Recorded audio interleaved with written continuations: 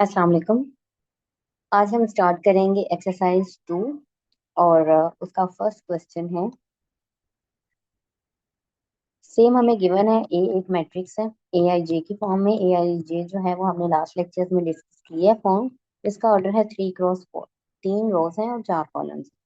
अब हमने शो ये करना है शो डैट।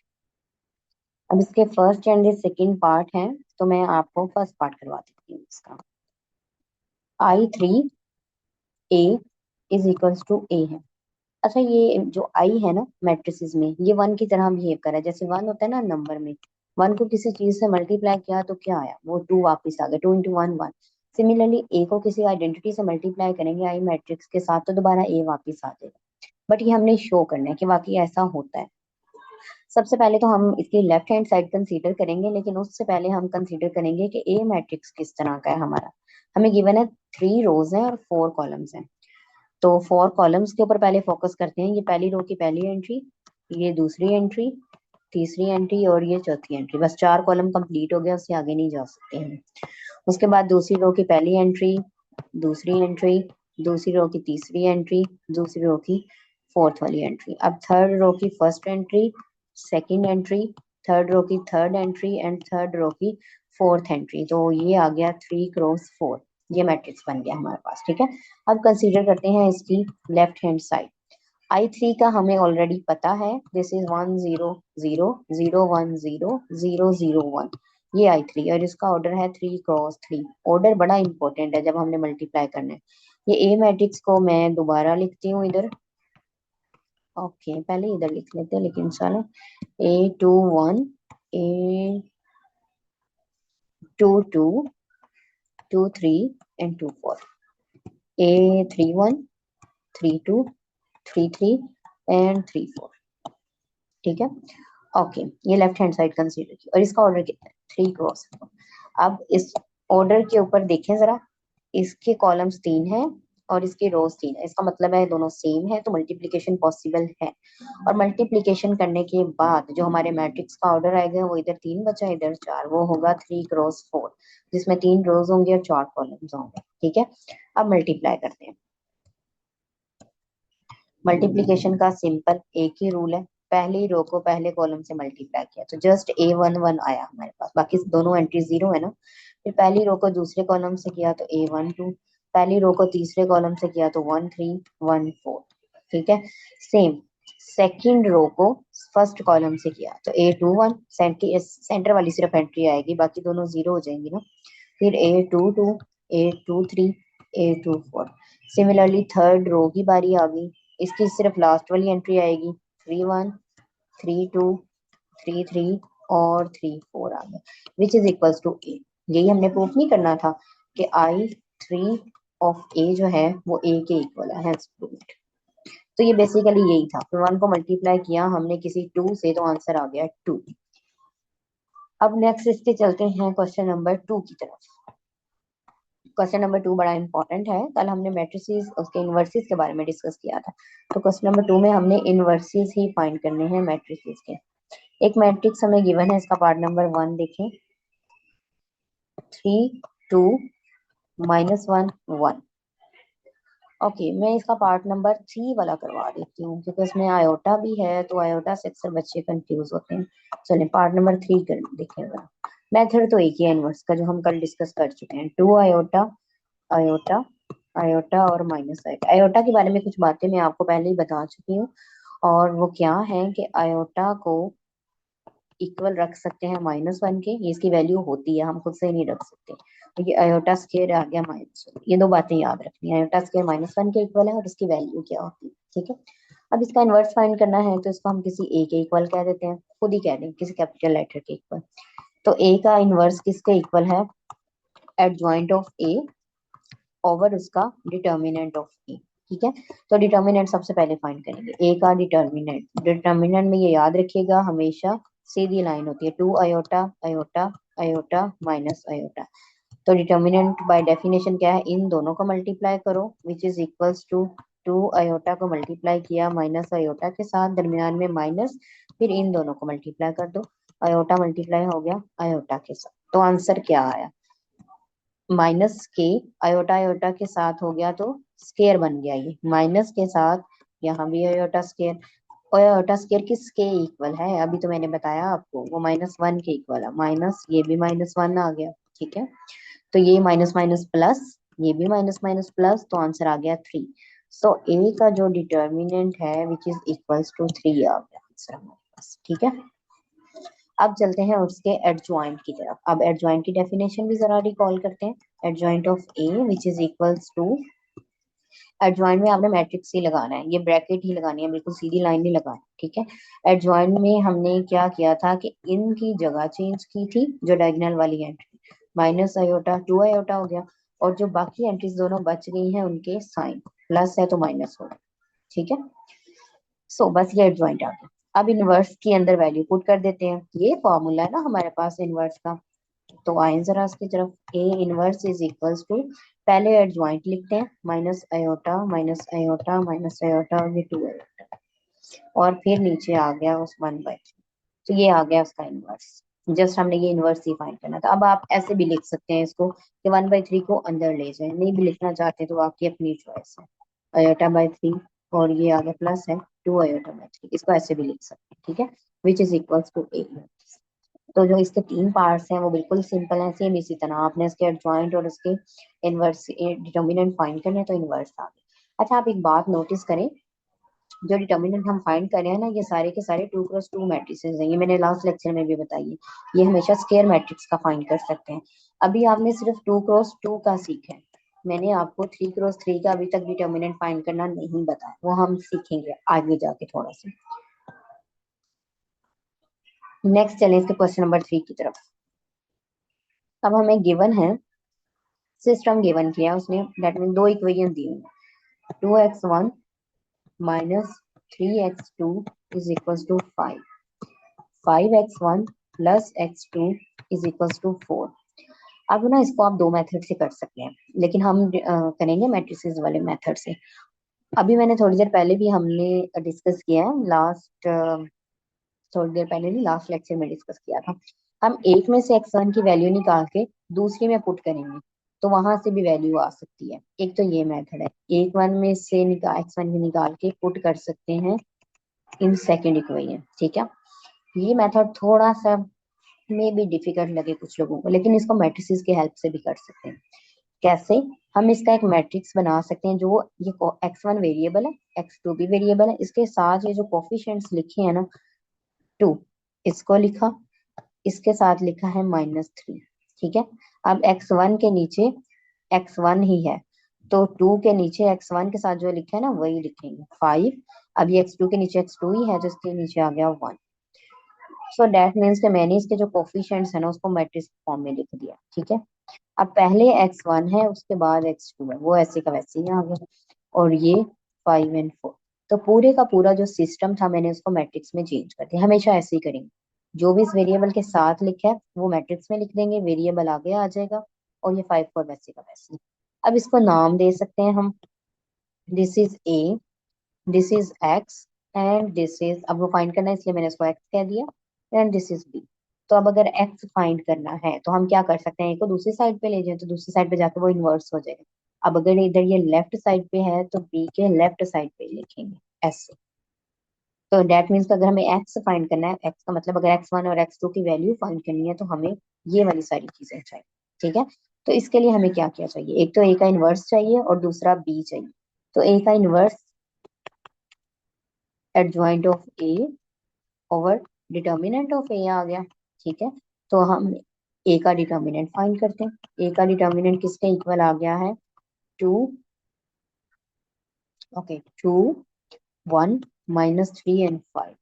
अब डिटर्मिनेंट में इन दोनों को मल्टीप्लाई करें, 2 आ गया, इन दोनों को मल्टीप्लाई किया तो माइनस के 7, 5 3 बार 15 हो गया, माइनस का 15 है, तो माइनस माइनस प्लस 17 आंसर आ। डिटर्मिनेंट आ गया 17। अब एडजॉइंट फाइंड करें, एडजॉइंट ऑफ ए। एडजॉइंट के लिए हम क्या करेंगे कि ए से बता देती हूँ, इधर देखें, इन दोनों की जगह चेंज की, और जो बाकी बच गए हैं उनके साइन चेंज कर। ठीक है, सो इनवर्स मेरे पास क्या आया, 1/17, और साथ आ गया एडजॉइंट। ठीक है, अब इनवर्स की वैल्यू यहाँ सब्स्टिट्यूट कर सकते हैं, तो मैंने अलग से इसलिए कैलकुलेट किया ताकि आप लोगों को चीजें क्लियर हो जाए। 1/17 और 1 - 5 3 and 2, ये और साथ ये 5। ठीक है, ओके। मल्टीप्लीकेशन पॉसिबल है कि नहीं देखो, इसकी कितनी रोज हैं, 2 रोज हैं और 1 कॉलम है।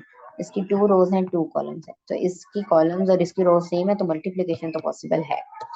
1/17, पहली रो को पहले कॉलम, सब कॉलम ही एक है तो ठीक है, पहली रो को पहले कॉलम से किया तो 5 + 4 3 बार 12। अब एक ही कॉलम है तो इसका भी एक ही कॉलम बनेगा। अब दूसरी रो को पहले कॉलम से किया तो -25 + 8, सिंप्लीफाई करते हैं। 5 और 12 17, -25 + 8 -17। तो हमारे पास जो 17 को अंदर जब डिवाइड किया तो ऊपर 1 है, नीचे -1 आ गया। ठीक है, और यहाँ पे था एक्स मैट्रिक्स, तो x किसके इक्वल था, x1 के और x2 के। अब जब दो मैट्रिक्स इक्वल होते हैं तो पहली वाली एंट्री पहले के इक्वल है, दूसरी वाली एंट्री दूसरे के इक्वल है। दैट मीन्स कि x1 इज इक्वल है 1 के और x2 इक्वल है -1। ठीक है, और हमें x और y की वैल्यूज ही फाइंड करनी थी। इस तरह के जितने भी क्वेश्चन है ना, आपने ऐसे ही करना है। आपने उसका मैट्रिक्स बनाना है, मैट्रिक्स बनाने के बाद इस मैट्रिक्स को दूसरी साइड पे ले जाना है, उसका इनवर्स फाइंड करना है, इनवर्स फाइंड करके उनको मल्टीप्लाई करके तो x की वैल्यूज आ जाए। ठीक है, और क्वेश्चन नंबर 3 के 2 पार्ट और हैं, वो भी आपने इसी तरह से करने। अब हम चलते हैं क्वेश्चन नंबर 4 पे। 4 बिल्कुल सिंपल है, जैसे हमने बिल्कुल बच्चों वाला है क्वेश्चन, आपके बाएं हाथ का खेल है। ए गिवन है हमें 1 3 -1 -1 2 0 2, ओके, 5 and 4। ये एक ए मैट्रिक्स गिवन है, एक बी मैट्रिक्स गिवन है, एक सी भी है। सी मैं अभी नहीं लिखूंगी क्योंकि मुझे उसकी जरूरत नहीं है। 2 1 -1 1 3 2 -1 4 1, सिंपल एडिशन और मल्टी एडिशन है, मल्टीप्लीकेशन भी नहीं। इसका जो पार्ट 1 है उसमें उसने कहा है ए को माइनस करो बी में से। ठीक है, अब ए को लिखेंगे, बी को लिखेंगे, उनको माइनस कर देंगे आपस में। 1 3 -1 -1 2 0 2 5 4 -2 1 -1 1 3 2 -1 4 1। अब इन दोनों को जब माइनस करेंगे तो कंपोनेंट वाइज माइनस होंगे ना, ये 1 माइनस हुआ 2 में से, तो 1 -2 आ गया। -1 ये दूसरा कंपोनेंट लिखा था मैंने। अब तीसरा देखें, 2 -1, अब ये वाला 3 -1, फिर 2 -3 5 -4 -1 -1 0 -2 और ये 4 -1। ठीक है, तो जो इसका आंसर आएगा बिल्कुल सिंपल सा, वो ये आ गया -2 -1 -2 3 1 3। डेट्स इट, हमने यही फाइंड करना, जस्ट इनको माइनस करना है। अब सेकंड पार्ट है इसका b-a, उसमें b को पहले रख लो, e को बाद में रख लो। फिर उसके बाद फोर्थ पार्ट है a-b-c के साथ, तो इसमें पहले इन दोनों को माइनस कर लो, ब्रैकेट वाला पहले ये माइनस किया ही हुआ है, पहले में पार्ट में से आंसर आ जाएगा। इस आंसर को c में से माइनस कर लेना। ठीक है, उसके बाद इसका अगला पार्ट b-c, तो ये भी आप फाइंड कर सकते हैं। ठीक है, ओके। क्वेश्चन नंबर 4 के बाद हम इम्पोर्टेंट क्वेश्चंस की तरफ चलते हैं। क्वेश्चन नंबर 5 में भी सिंपल मल्टीप्लिकेशन है, और वो वाला पार्ट करवाती हूँ जो आपसे नहीं हो सकेगा। Question number 6, okay. 6 में हमने ये शो करना है कि क्वेश्चन नंबर 6 है, अब ए बी जो है वो स्केयर मैट्रिसेस हैं, ये गिवन है ए एंड बी। एक तो ये स्केयर मैट्रिसेस हैं और दूसरा उसने कहा है कि इनका ऑर्डर भी सेम है, सेम ऑर्डर के हैं। जो ए का ऑर्डर होगा वही बी का ऑर्डर। स्केयर है तो यहाँ तो 2 × 2 3 × 3, मतलब दोनों का ऑर्डर सेम होगा, रोज और कॉलम्स भी सेम होंगे। Then explain why in general, अब हमने उसको ये बताना है कि ये जो फॉर्मूला है स्केयर का, a+b के होल स्केयर का फॉर्मूला याद है, a का स्केयर b का स्केयर +2ab। ये सिंपल नंबर में होल्ड करता है ना ये फॉर्मूला, ये मैट्रिसेस में होल्ड नहीं करता, ये नॉट इक्वल है। अब उसने ये पूछा है, ये बताओ ये नॉट इक्वल क्यों है। हम इसको ये बताते हैं, कंसीडर करें इसकी left hand side. Left hand side पे क्या लिखा है, होल का स्क्वायर लिखा है। ठीक है, अब ये फॉर्मूला ऐसे एकदम से नहीं खुल जाता, इस फॉर्मूले में ऐसे होता है, पहली का स्क्वायर प्लस दूसरी का स्क्वायर प्लस, पहले लिखते हैं ए बी। ओके, इसको ना मैं आपको एक और मेथड से बताती हूँ, वो आप लोगों को ज्यादा अच्छा समझ आएगा। ओके, ये ए प्लस बी को, ये स्क्वायर है जिसको दो दफा लिख सकते हैं ऐसे, मैंने इसको दो दफा लिख दिया। ठीक है, अब जब इस तरह से दो दफा चीजें लिखी होती हैं तो पहला पहले से मल्टीप्लाई हुआ तो ए का स्क्वायर आ गया, पहला दूसरे से मल्टीप्लाई हुआ तो हम उसको ए बी लिख सकते हैं। ये अब बी ए से मल्टीप्लाई हुआ तो मैं उसको बी ए लिख सकती हूँ। सिमिलरली बी को बी से लिखा तो बी का स्क्वायर आ गया। ठीक है, अब मैंने आपको मैट्रिसेस में बताया है कि ए बी कभी भी इक्वल नहीं होता, बी ए के हमेशा इक्वल नहीं होता, मतलब इक्वल हो भी सकता है लेकिन ये हमेशा इक्वल नहीं होता। हम इसको ये नहीं अज्यूम कर सकते कि ए बी और बी ए दोनों सेम है। सेम यहाँ पे, अब जब ये दोनों इक्वल नहीं है तो इन दोनों को ऐड भी नहीं कर सकते हम इसको ऐसे नहीं लिख सकते कि ए बी प्लस बी ए ये टू टाइम्स बी ए के इक्वल है, ये टू टाइम्स ए बी के इक्वल, ये हम नहीं लिख सकते। सो जब ये वाली चीज नहीं लिख सकते तो हम ये वाला फॉर्मूला भी नहीं बना सकते। ठीक है, जब वो ऐड ही नहीं होंगे तो टू ए बी कहाँ से बनेगा। सो ये क्यों इक्वल नहीं है, बिकॉज यहाँ पे लिखे एक बात, because A B not equal है बी ए के। सो हेंस ये जो हमें फॉर्मूला उसने बताया हुआ है ये इन जनरल होल्ड इसलिए नहीं करता क्योंकि ए बी की मल्टीप्लीकेशन बी ए के इक्वल नहीं होती। जब वो इक्वल है ही नहीं तो ना ऐड होंगे ना ये वाली चीज आएगी। ठीक है, तो अब रीजन मैंने आपको बता दिया कि ये क्यों इक्वल नहीं होते। सेम इसकी सेकंड और थर्ड पार्ट में भी सेम यही वाली रीजन है, आपने उसको दे देनी है। ठीक है, अब क्वेश्चन नंबर 7 है। क्वेश्चन नंबर 7 में करना क्या, चलो मैं आपको थोड़ा सा हिंट दे देती हूँ, बाकी करना आपने खुद ही। 7 में हमें गिवन है एक मैट्रिक्स ए। ठीक है, ए उसने बताया हुआ कुछ इस तरह से 2 1 -3 -1 0 5 3 4 2 0 -3 -1। अब हमने फाइंड करना है ए ट्रांसपोज ए की मल्टीप्लीकेशन, ए ट्रांसपोज फाइंड करना है, फिर उसको उसका जो भी आंसर है उसको मल्टीप्लाई करना है ए से, और हमने ए और ए ट्रांसपोज फाइंड करना है। ये दोनों डिफरेंट मैट्रिसेस हैं, दोनों सेम नहीं होते। ठीक है, पहले ए को रखा फिर ए ट्रांसपोज को, फिर पहले ए ट्रांसपोज को रखा फिर ए को, उन दोनों के आंसर निकाल। तो मैं ए ट्रांसपोज आपको निकलवा देती हूँ। ए ट्रांसपोज कैसे निकालेंगे हम, पूरी की पूरी रो को उठा के कॉलम वाइज लिख दो, 2 -1 3 0, फिर सेकंड 1 0 4 -2, फिर थर्ड -3 5 2 एंड -1। ये ए ट्रांसपोज आ गया। ठीक है, अब अगर मैंने ए ट्रांसपोज ए फाइंड करना है, ए ट्रांसपोज का ऑर्डर देख लो कितना है, कितनी रोज है, 4, और कॉलम कितने हैं, 3।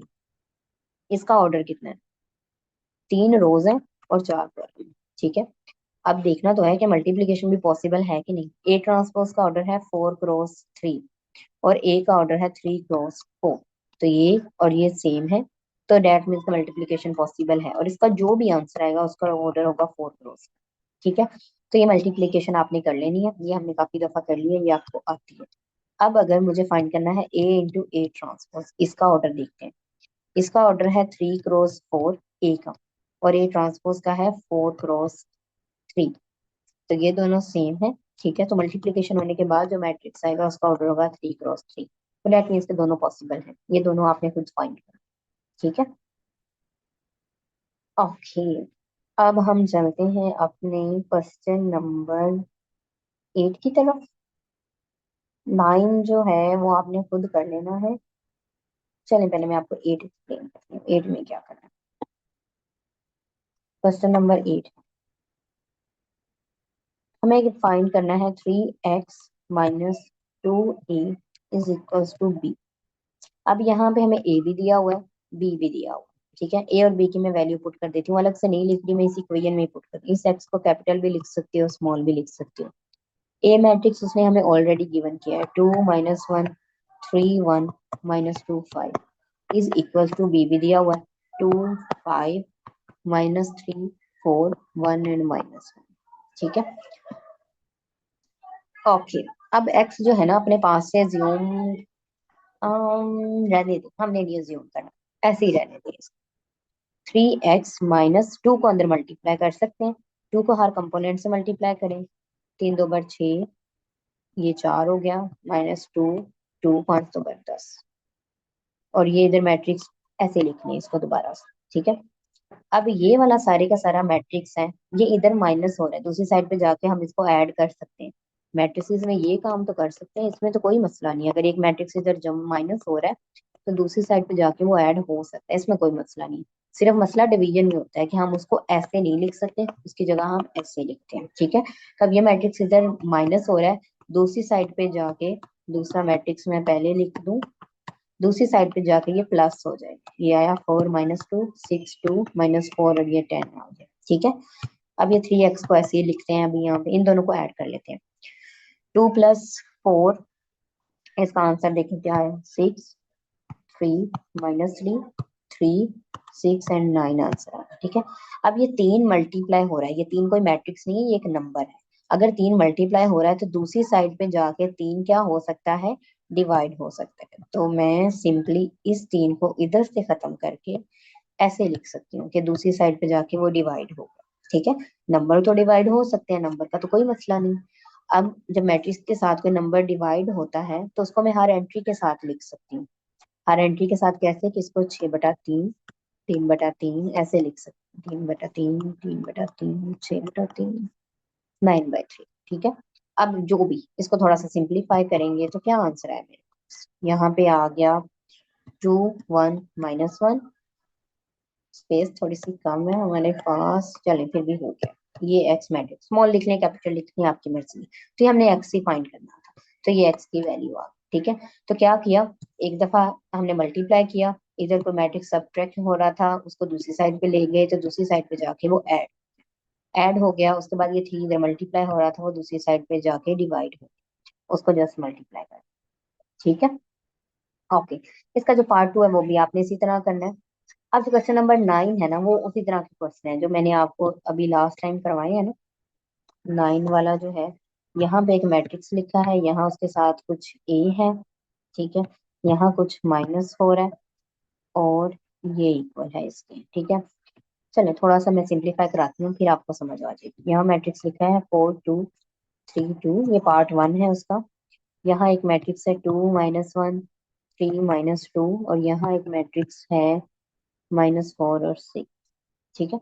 अब ये इधर मैट्रिक्स माइनस हो रहा है, इसको दूसरी साइड पे ले जाएंगे तो दूसरी साइड पे जाके ये ऐड हो जाएगा, 4 2 3 2, ए है, -1 3 -4 6। अब वो उधर माइनस हो रहा है, इधर आके जमा हो जाएगा, 2 - 1 3 - 2। हम दोनों को ऐड करते हैं, दोनों को ऐड करके ना मैं डायरेक्ट इसका आंसर लिखने लगी हूँ, 1 2 -1 4 आ गया। और इस साइड पे हमारे पास ए है और ये 4 2 3।